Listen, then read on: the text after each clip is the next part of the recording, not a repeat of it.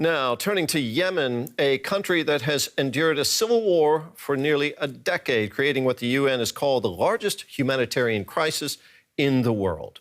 Houthi rebels, who are backed by Iran, control much of the northwest of the country, including the former seat of the government, Sanaa. The internationally recognized Yemeni government, which is backed by Saudi Arabia, is based in Aden. Fighting between the two groups has reportedly left more than 150,000 people dead, and it's pushed millions of Yemenis into poverty and hunger.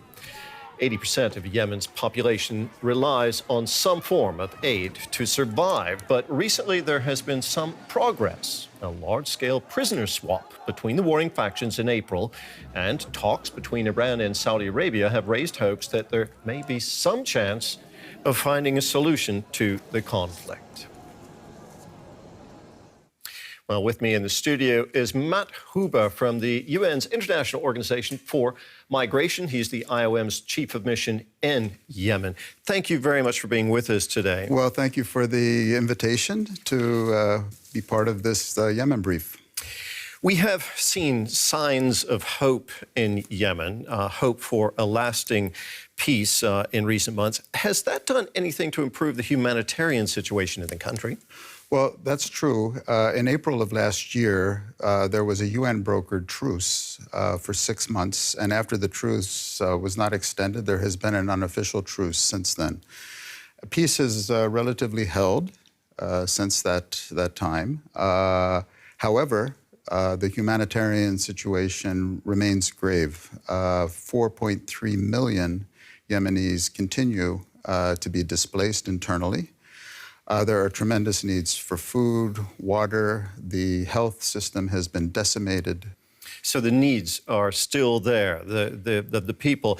But the UN says it's only raised like a quarter of the funding that it needs to provide the aid that people in Yemen so desperately need. You described that. How big of a problem is underfunding for your organization there? Well, it's been quite challenging, and it's been quite difficult. And I would like to take this opportunity to thank the people of Germany for the tremendous contributions that they've made to Yemen over the years. But I think because of the truce, donors and other priorities worldwide, Ukraine, Sudan now, Turkey earthquake, it's been more challenging to get funding to maintain the tremendous humanitarian response to help meet the needs of 4.3 million displaced. So we have approached donors, we have as the UN country team, but funding is not as readily available because of the competing crises throughout the world right now.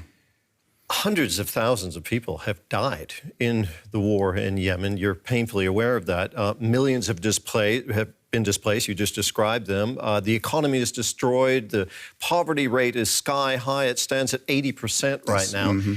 Even if the fighting in Yemen were to end quite soon, what would it take to put the country back on its feet? Well, that's what the UN is looking at right now. We're looking because of the over 1 year of relative peace because of the unofficial truce that's in effect. We're looking at a situation where IDPs will either return to their homes. They will need assistance. These are internally displaced people. Yes, these are internally displaced people. Returning to their homes. Their homes often have been destroyed, infrastructure has been destroyed, and reestablishing livelihoods is a big challenge. But we have to look at making the step from humanitarian assistance in camps to IDPs returning to their homes or integrating locally where they have been displaced multiple times, often in these areas. Matt Huber from the International Organization for Migration. Thank you very much for being with us. Thank you for this opportunity. Much appreciated.